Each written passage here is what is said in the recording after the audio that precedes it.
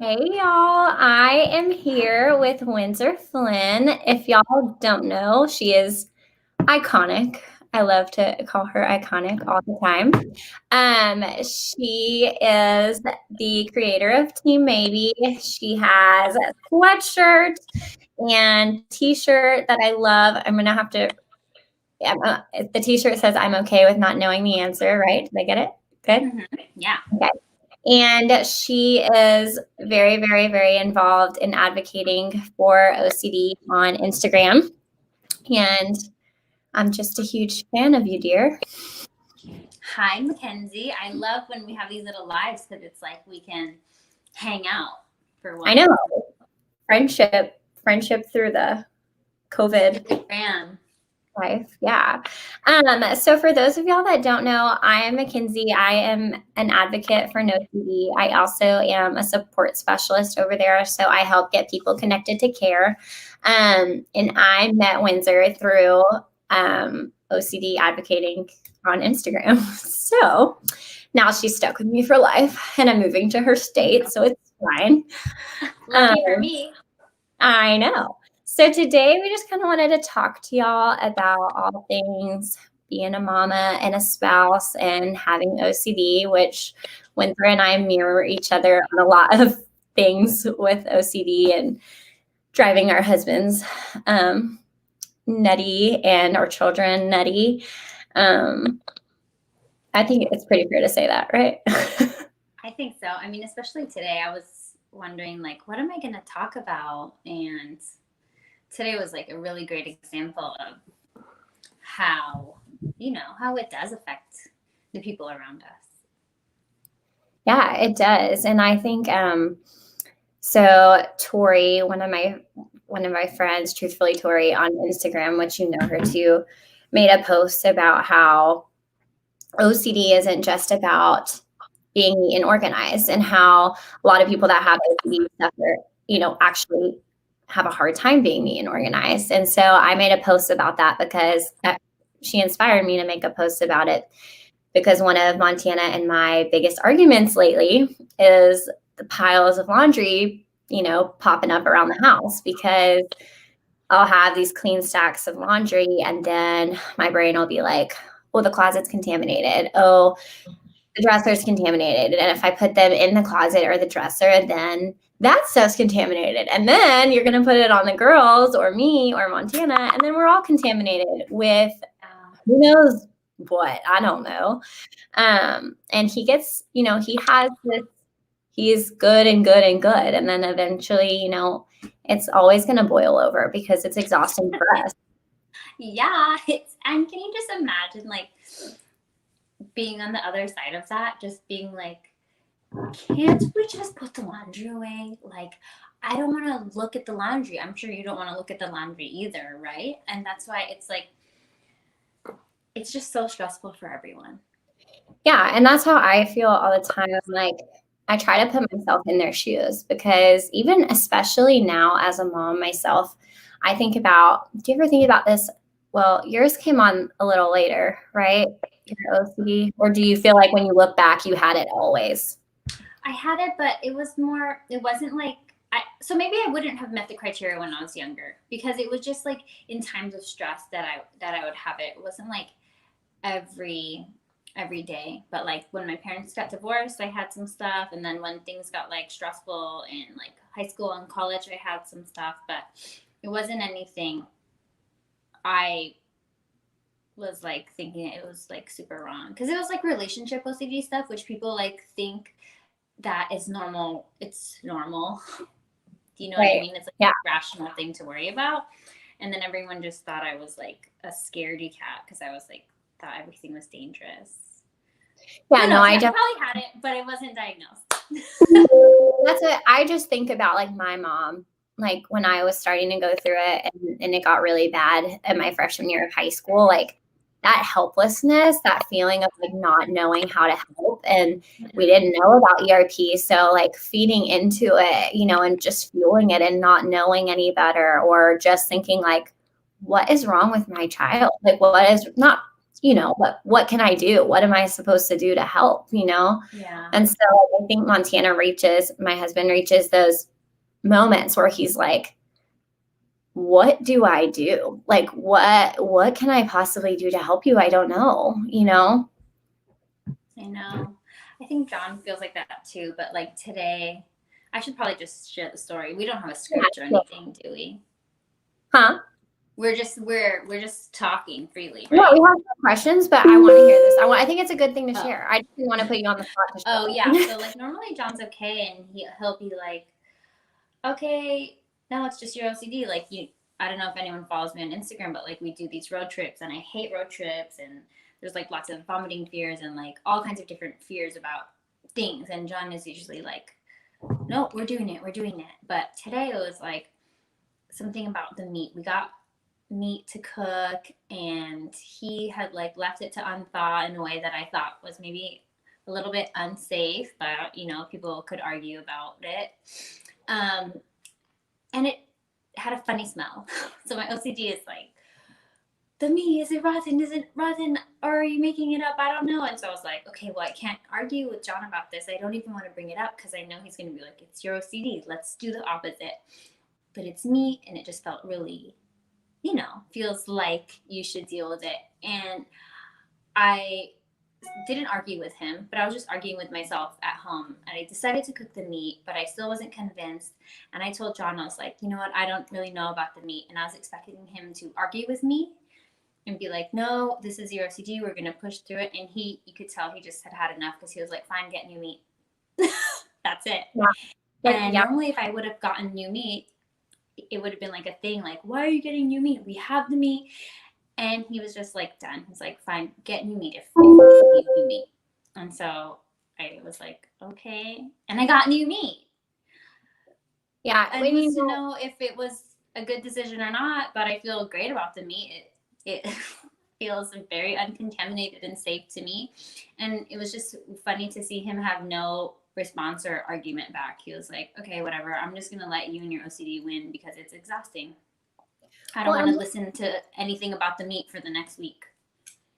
Yeah, and that's the thing. I think, like, I do the same thing with meat, and I'm laughing because now we're just going to spend time talking about meat, but it's fine. Like, we got ribs, and Montana came home, and he opened the ribs, and he was like, it was awful. Like, the smell was, like, awful. And so he went back to the store, and he got a new pack.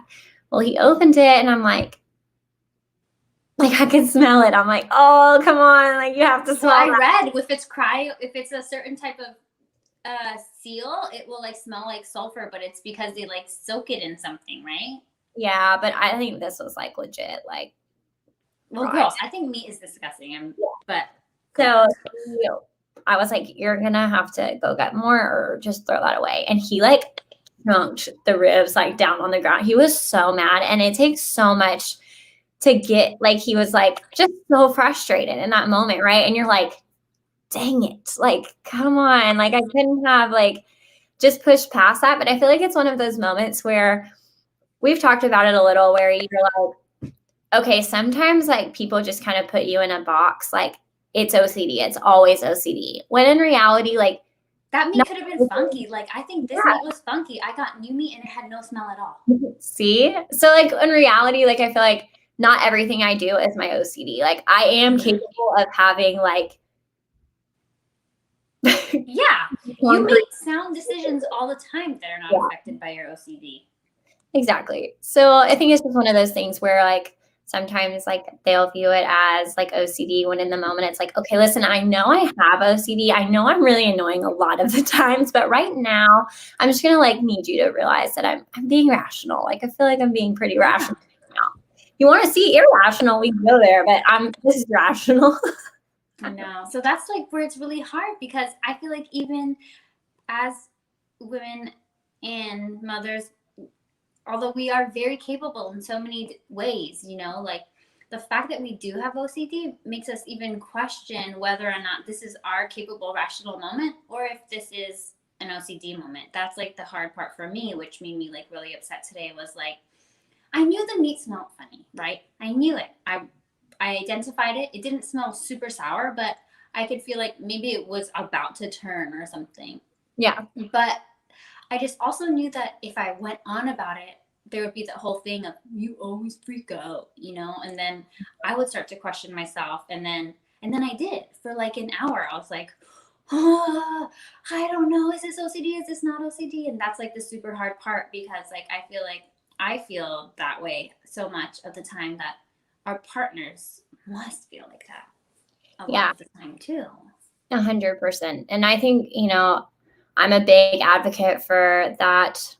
Okay, maybe you can help me. The video that Ethan is in for the IOCDF, where he like, do you know what I'm talking about? Where it's like a bunch of interviews. He says OCD is a family disorder, and I will stick to that forever and ever, because it really is. It affects everyone, because everyone is accommodating you. And if they aren't accommodating you, everyone is having to deal with your fucking meltdown that you're having. Sorry for my language. Either in public or inside, which they know you are having, because, I mean, they know you. Yeah. And it's always like either accommodating or walking on eggshells or whatever the feeling. And it's hard, you know? And like, I feel like every time Montana does something, like he'll be like always like waiting or looking for a reaction from me. Even if I don't give it, like, it's like he's scared. That's not a good feeling either. No, it's not. It's not. And I think ERP has helped me so much, right? But especially like with NOCD, Montana went to a couple sessions with me, which I think we talked about. But it was so good for him to kind of let it out, like this is what's bothering me, you know, this is how do I help her but not give in to it, because it's easier in the moment to give in, like, you know what, fine, just go get new meat or go do whatever it is that you want to do, you know? And part of it, I think it was also just a text, because he thought that I had something to do at 4. So when he texted me, it was like at 3:58 or 4:05, and he's like, fine, go get new meat. Like you couldn't. Thinking that I couldn't do it. And I was like, yeah. I am getting meat. And then he's like, okay. Yeah, it's hard. And marriage is hard. You know, and then when you add, so I was just looking at comments really quick. Oh yeah, I was looking at that too. I can't really tell on my phone though. Do y'all find yourselves being honest about things and then think back and think you were actually lying and stressed about it? Yeah. Yeah, all the time. I literally all the time. And I think what ERP has helped me to do is, I think, Windsor, tell me if you feel the same, but like with ERP, it's not the absence of the intrusive thoughts. So like I have those intrusive thoughts and sometimes I do react to them, but like I don't get hung up on them as long, or I'm able to say like, all right, like I hear you, but I'm going to move on. Or it might bother me for a little bit and I might catch myself doing something and then, you know, I'm able to rein it back in. I think that's where I see ERP help the most with that kind of stuff. Same here. Especially in the fact that like ERP is not only good for habituating to certain situations, which I think that so many people think that it's about, right? It's like you need to do ERP only for being around knives, because I can't be around knives because I have harm OCD. Yeah, it can help you habituate to being around knives, but it can also help you habituate to certain feelings. Like as this comment is like, if you're feeling like maybe you lied, right? So that feeling is like maybe you just feel unsure, and it can feel really scary and uncomfortable to feel unsure about something that feels really important. And so ERP can, maybe you don't have to do it specific to that situation. Like, I need to do ERP around this exact sentence, this exact situation. No, you can do ERP around just like a feeling, right? Like being unsure about anything. So I feel like, yeah, to answer the question, I am often unsure, and I do get worried that when I say things like maybe it wasn't true at the time, then I'm a liar. But then that's where I say, oh, well, I can recognize this feeling. That's basically the feeling of not knowing, right? It's not about I feel like I'm a liar. It's more like I feel like I don't know. And that's the whole thing with OCD, is like most of it is just about not knowing. And so ERP has really helped with that, because no matter what weird thought or what situation that comes up, if you separate the details and the context from like the base layer, what's underneath all of that, it's usually something that you've dealt with before, and then you can just like apply the same knowledge. Yeah, I agree. I think, and with doing ERP therapy, like, so I'll catch myself, I'll be telling Montana a story. So for those of y'all that don't know, that's my husband. I keep saying Montana. I'm like, maybe I should say.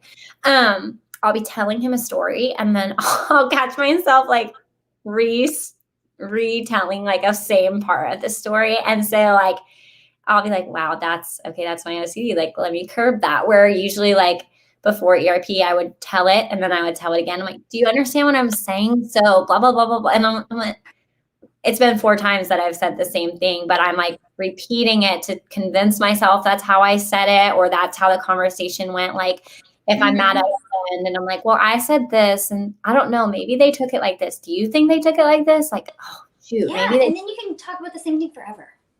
Yeah, exactly. And then I've gotten better about catching myself in those moments and realizing, like, I think ERP has made me be able to pick out and know, like, that's OCD. Like, I'm self-aware, right? You know?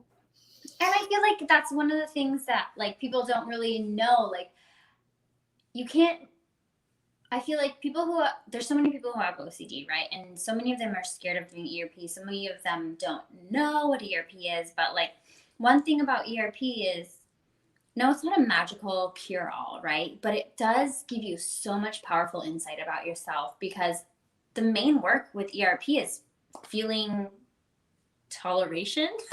I just made that up.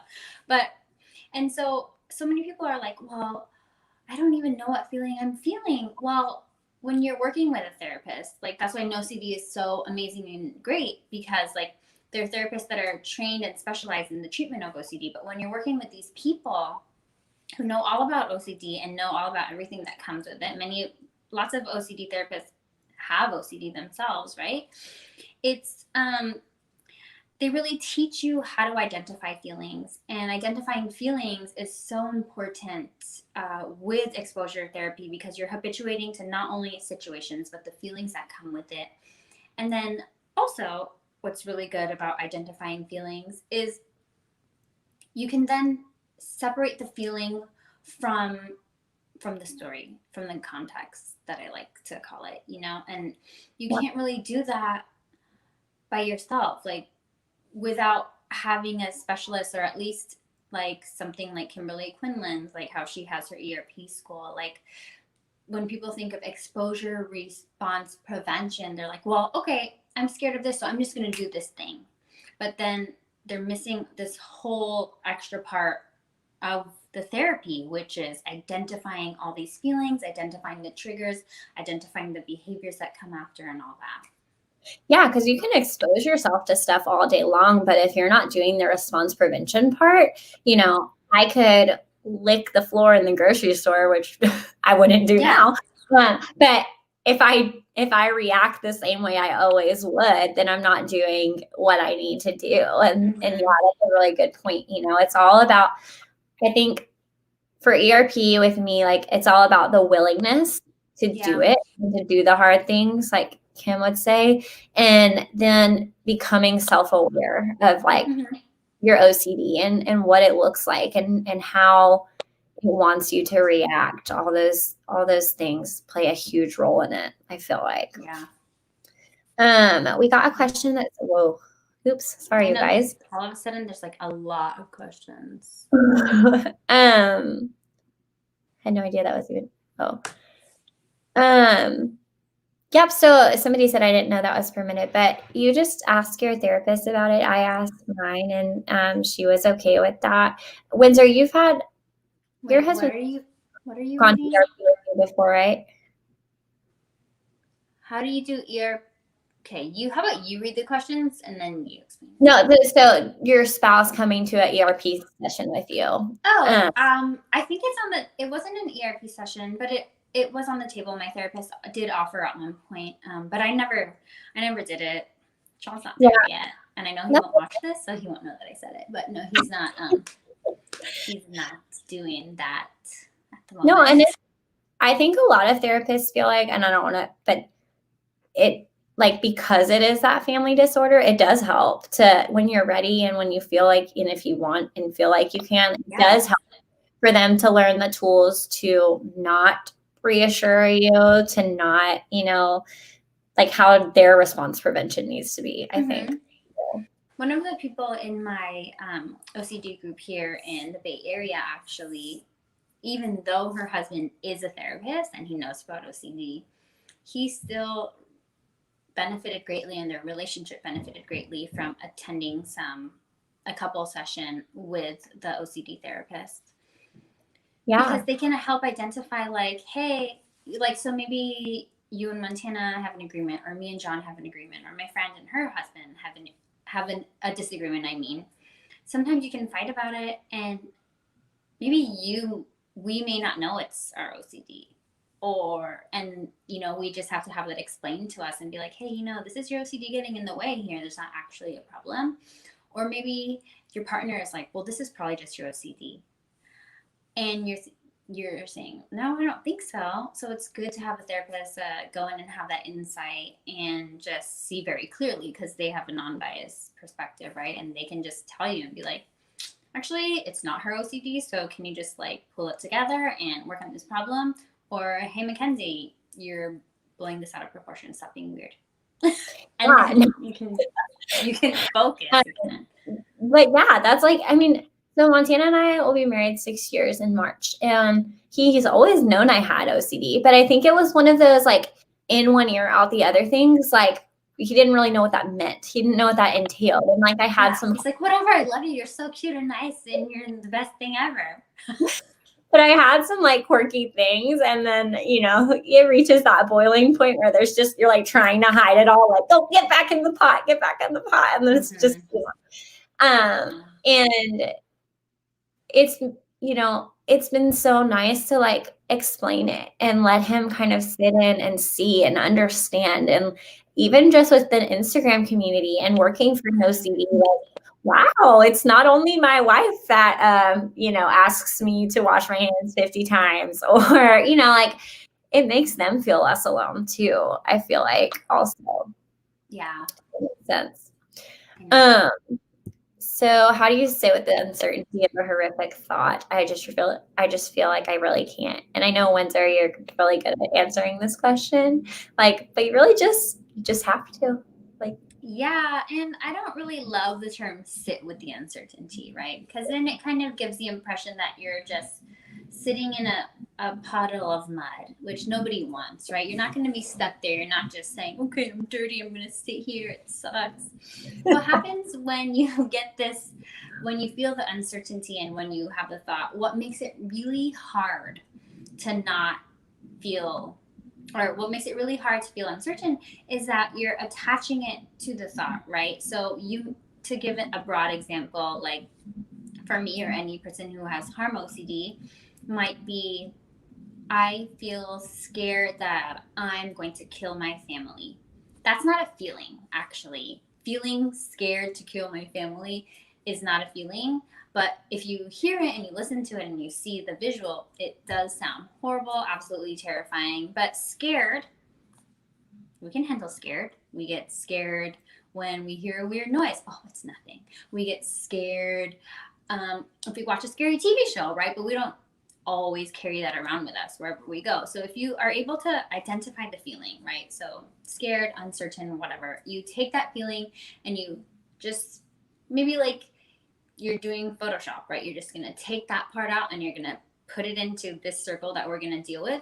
And the rest of the sentence, the rest of the story, the context is going to go over here into the pile where we're not focusing on. We're focusing right on this feeling. So uncertainty about something. And then what you want to do is you just start to take uncertainty, instead of having it be this abstract, just all-encompassing feeling. You want to really identify, right, like what it feels like for you. And so this is where mindfulness comes in. And so you can start to pay attention to your body. What does uncertainty feel like to me? Well, some people might have certain physical sensations. That's going to be different for everybody, but you can start to name those and you can start to identify those. And then your brain naturally is going to go back to, okay, but I'm still scared about this, and it's going to want to go here to the sentence, to the story, and then you just bring it back to, okay, no, I noticed that story, but I'm focusing on the feeling here, because it's not about, with OCD, it's not about the story. It's about the feeling, right? It's about the relationship that you have to the story. So we go back to the feeling, and you just notice that. You observe how it feels in your body. And with practice, if you stick with it long enough, you'll notice that all these feelings start to dissipate. It might not happen right away, but they go away eventually. And if you do it more and more, your sitting with uncertainty isn't going to be a whole day, right? It's not going to be 3 hours. It's going to go to maybe 5 minutes, maybe 2 minutes. Maybe you're even going to feel uncertain for just 30 seconds. And those 30 seconds are going to feel long. But then you'll realize, oh, that went away. And you can go back to your normal life. So this just takes practice, because your brain is so used to going back to the story, because the story is so, so important. Yeah. And I always love how you answer that. I love, no, really, because it's like a beautiful way of answering it, right? Like getting comfortable with yourself and knowing your body. Like those are like when I would do yoga with friends or whatever, like I would always laugh because I'm so uncomfortable in my own head, you know?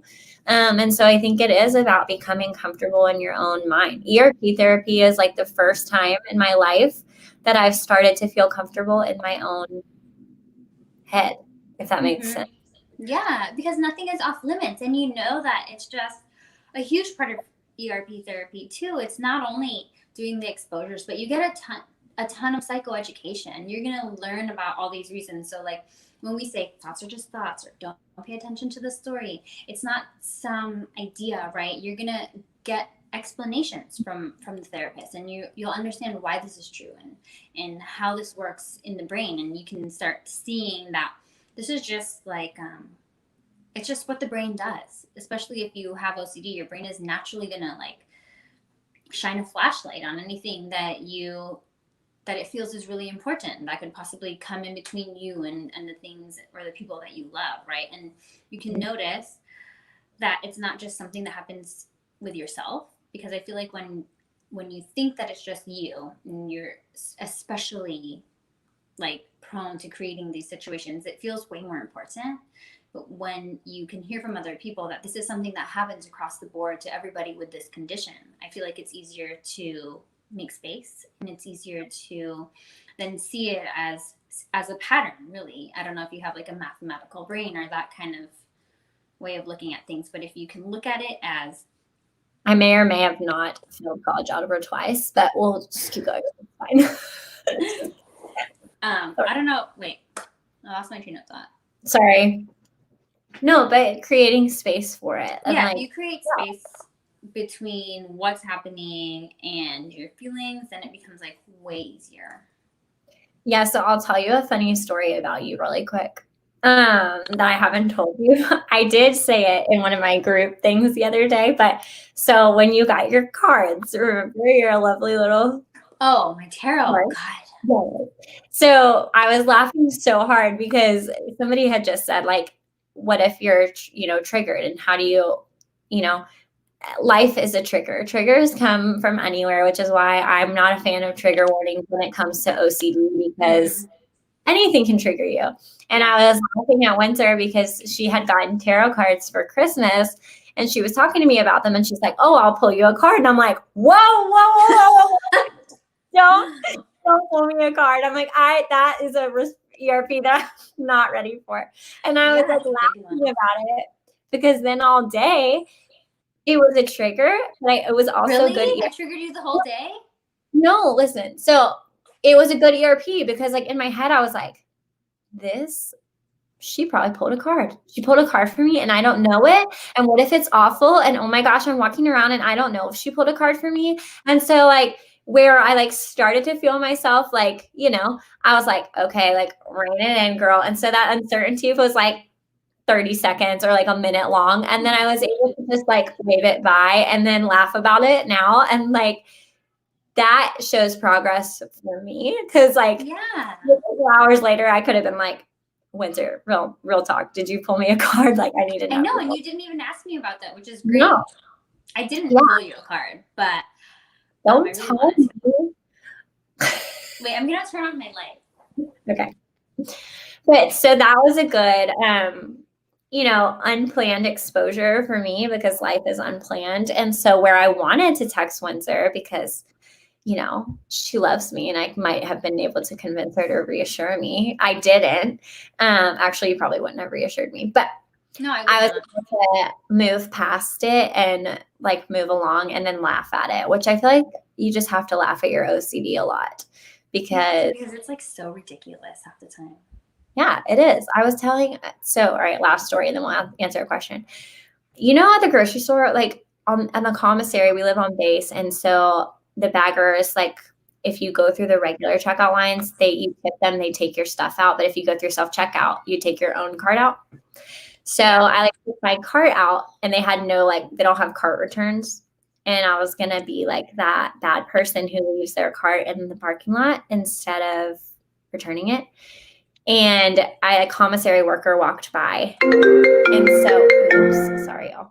So I was like, oh no, like if she's going to see me not return this cart. And then she's going to do something to my groceries next time I go to the grocery, like totally OCD. Spit on them. Yeah. And that's literally where my mind went. Okay. She would never do that. But that's where my mind went. And I was like, shoot. So now I'm either going to look like a really bad person if I don't take this cart back, or I take it back and I give it to my OCD. And so did you just leave it there? I left it there. And she gave me the worst, like, I see you stare. And I was like, I wanted to be like, sorry, it's for therapy. Just like so funny. I know, but then if you do that, then it kind of ruins the exposure. I know. So I left it. I did leave it. So it started out as a lazy thing, then it turned into an ERP thing. But isn't that funny how like you can notice how all the little ways that it comes in, and the good part about that is the insight, because you can catch it fast. And so like that's when people ask about recovery, like, are you recovered? Someone just actually DM'd me and was like, I don't know. I see all you people talking about ERP and you still seem to be struggling so much. Like, is it even worth it? And the answer is yes, because the only reason why like you, me, other people, right, we're sharing these vulnerable, hard moments because they're relatable and because they do happen, but we can only share them because there's space after. Yeah. When I was actually struggling like super much, I wasn't over there writing about it. I would never write that down before. There was no way I would put that into the universe. I wasn't going to tell anybody. There's like such a huge difference between being able to share a hard moment, right? And being in the hard moment all day long, all the time. When you wake up, from when you go to bed, to waking up in the middle of the night, to there's a huge difference. And that's what's so important and beautiful about people who are recovering or going through OCD, is that it's not something like you're just done with. So you can share and connect with people who are struggling, and you still have that empathy, because maybe you haven't felt like shit for 3 weeks, but you will for like a day or 10 minutes, 20 minutes. It's like the struggle is there, but it is so much different than before therapy. Right? It's like, yeah, that's a perfect, like, the struggle is there, but it's different. And I think that's so, like, you saying like there's space afterwards is such a good way to describe it, because you're so right. Like in the thick of it, like when mine was before ERP therapy, I never would have shared that I have piles of clothes everywhere and my husband and I are arguing, or that, I mean, there's shame in every form of OCD. I know there's some that are more taboo, but I'm not a huge fan of themes. I don't think that you really are either. I might be speaking for you. I've wiped my bare feet with Lysol wipes. I've done all sorts of things that are shameful or silly to say out loud that I never would have said before ERP therapy, because I realized, you know what, I am struggling and I am going through these hard things, but I realize and I see that, and there's room to grow, and I'm learning from it, and I'm sharing my experiences to help others. And, there's all of that that comes after. And I think it's just, again, that self-awareness. Yes. It's But only an awareness that you can move forward or grow from something, right? We can never heal something that we're not talking about. We can never heal something that we don't even know is a problem. So just the fact that we can say, oh yeah, this still does trigger me, or oh, I'm still doing compulsions around this. That's great. I mean, I say the more insight, the better. And you can just use that as a tool to feel even more recovered or have even more better days. Yeah, and I think to bring it back to being a mama and a spouse, those little moments where Ellie or Charlie, well, not Charlie, but Ellie realizes, because she's old enough, I did a hard thing, or she catches on to something that, mommy, you just washed your hands, or whatever, those little things that happen, those moments, those things progress, no matter how small it is, it matters. And, yeah.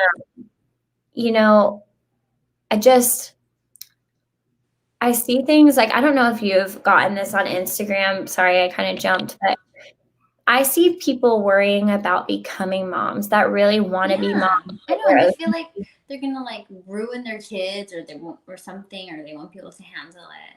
Yeah, and that makes me so sad, because OCD takes so much from us, and those people that really want to be moms and are just so scared because OCD is telling them that they're not going to be good enough or something. Especially, I know yours kind of latched on to mamahood and newborn, and what's your kind of advice for people that are feeling that and struggling with that? I would just again love to point out the power of insight, right? So the fact that you are even thinking about how your actions or how your mental health could affect this little person that you're going to bring into the world already puts you steps ahead so many people who decide to become parents, right? So many people don't even recognize that their actions and their behaviors and their patterns can be passed down through generations and could even affect this person. So I think I would never call OCD a blessing, but I would call that thought pattern. I would just love to point out how that is already making you a really good parent that shows tons of care, that shows a sensitivity for another person's feelings and their upbringing, and that puts you miles and miles ahead of about 70% of the parents that already exist. And let's not forget that kids are some of the most resilient creatures around. Maybe probably right after cockroaches, they survive a lot, and they're also really smart. And if you can explain to them a situation, they'll understand it, and they'll take that to heart, and they'll use that information the next time something happens. With my kids, I was terrified of the freeway since they were born. I hate it. They don't hate it at all. They don't hate it at all. They could give.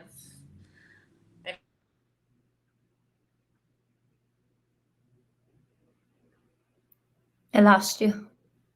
There you go. Oh, there. Yeah, they aren't scared because I've told them hey, I get really nervous. I have OCD. That means I get really worried and nervous about things that are really not likely to happen. So I just want you to know that if my body language seems like we're in danger, if I'm acting like we're in danger, I'm always going to let you know if it's something that's real and you need to worry about, or if it's just me doing my thing. And we've created boundaries, we've created language around that works. And my kids are fine. They haven't taken on the same fears that I have. If anything, they're a lot braver than me because they see me being worried and they're like, ugh.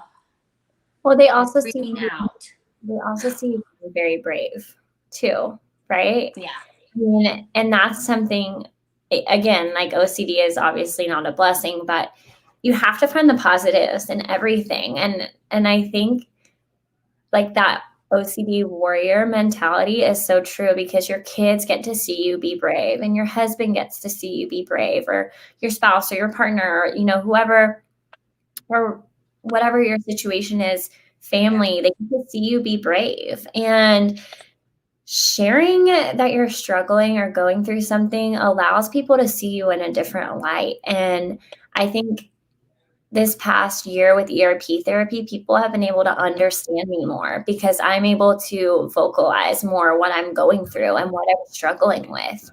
And I honestly think through ERP therapy, my marriage has become stronger, because we're already best friends, but my OCD kind of kept me from communicating and really sharing what I'm truly going through. And instead of explaining it, I would just like keep it bottled up, and that didn't help anything, you know? But being a mom and being a spouse are hard on a regular basis. You add OCD into it, and it's hard, but it's not unattainable. It's not something that you can't work through and grow and, you know, prosper from.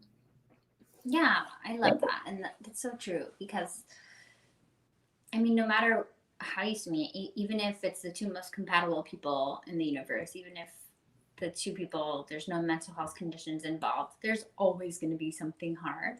And so I feel like with OCD, you're already used to doing hard things, and you're already used to like having to push through some discomfort, because even people who haven't even started ERP, or who are still without therapy, you know, they're still doing a lot of things that are really triggering.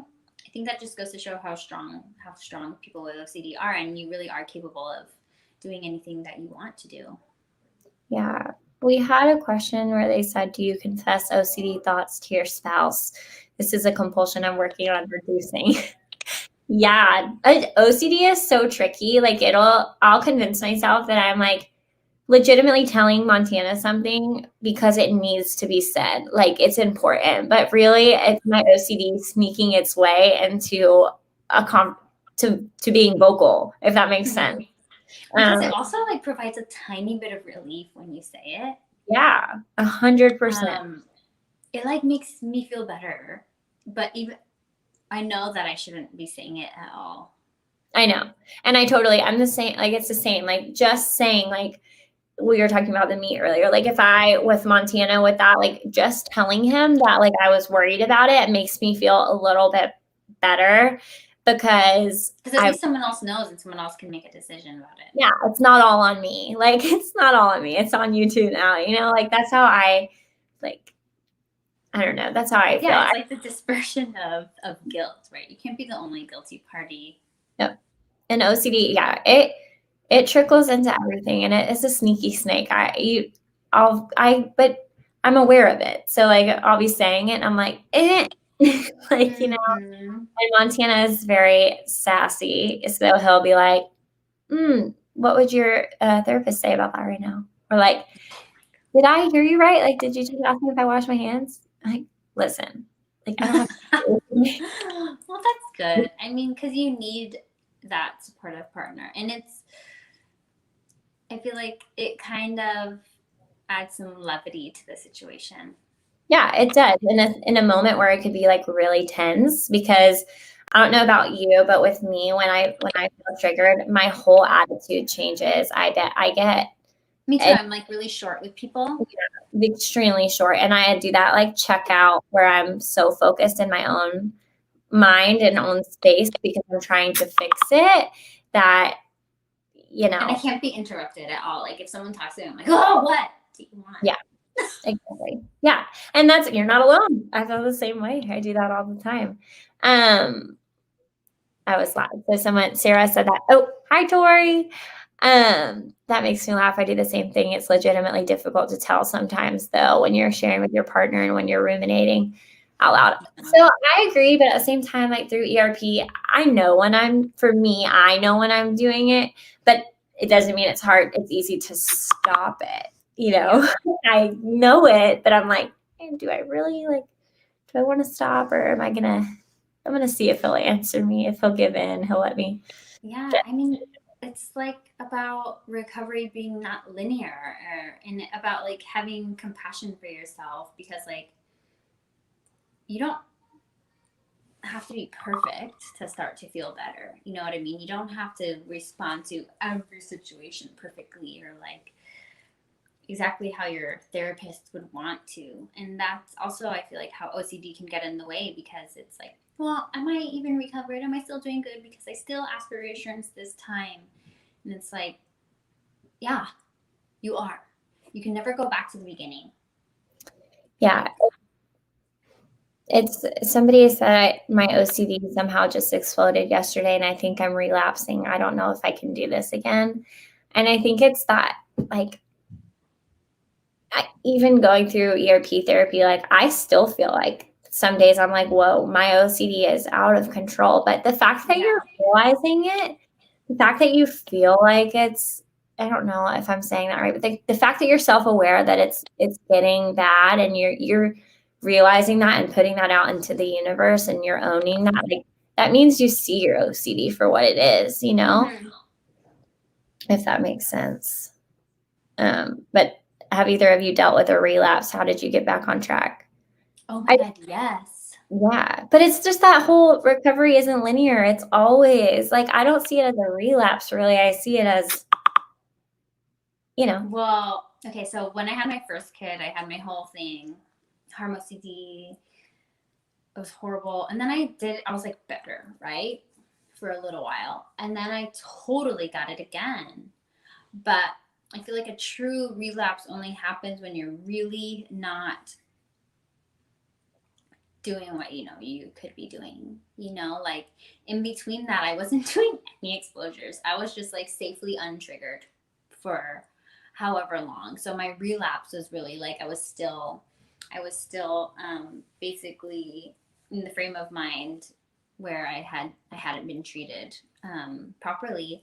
So when I had my like relapse, I still wasn't using the tools. And then quickly, since I was able to recognize, like, okay, maybe this is OCD, I feel like really unstable, and I should be checked in somewhere.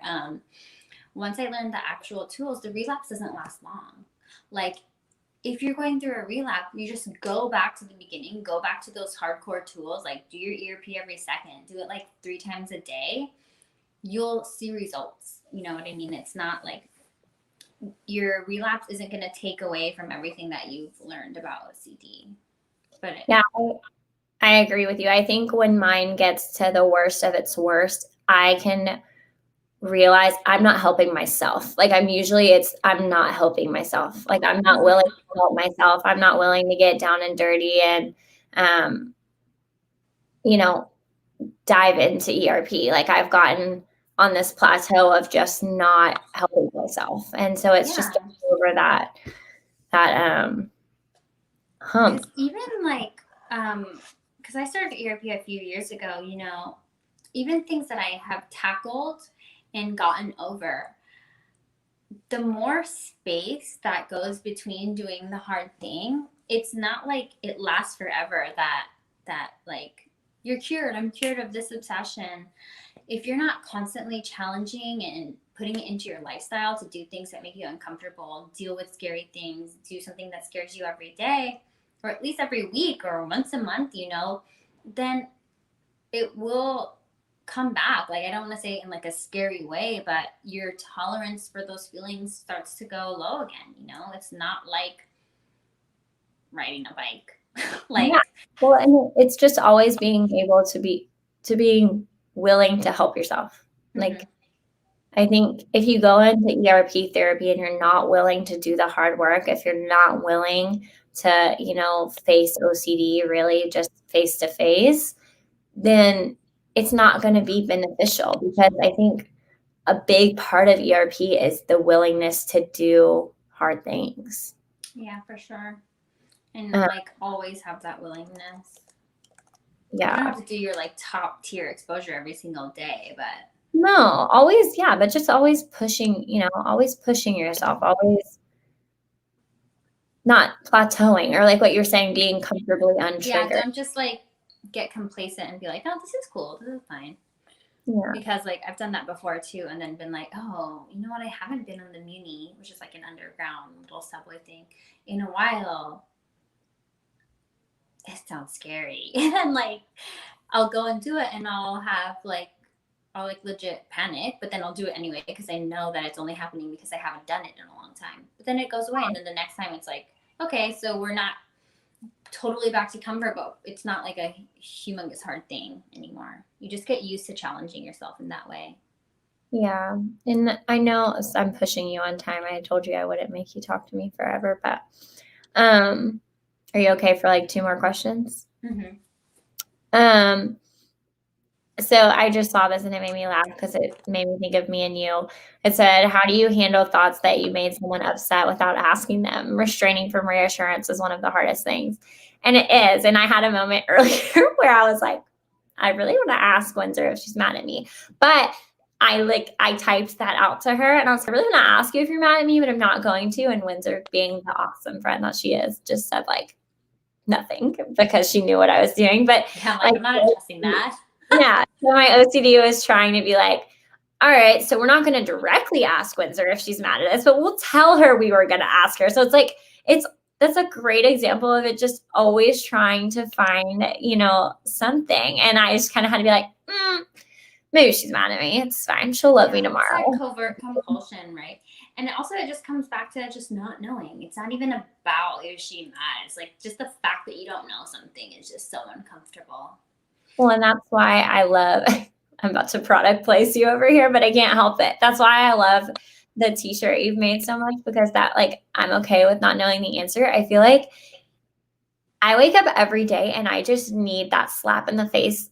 I need that reminder to slap me in the face. Like I am okay with not knowing the answer because I'm getting there. I'm getting to that point where I'm okay with not knowing the answer. And does it try to like, is my OCD always trying to find a way to the answer? Yes. But I'm getting to the point where I'm comfortable not knowing, Yeah.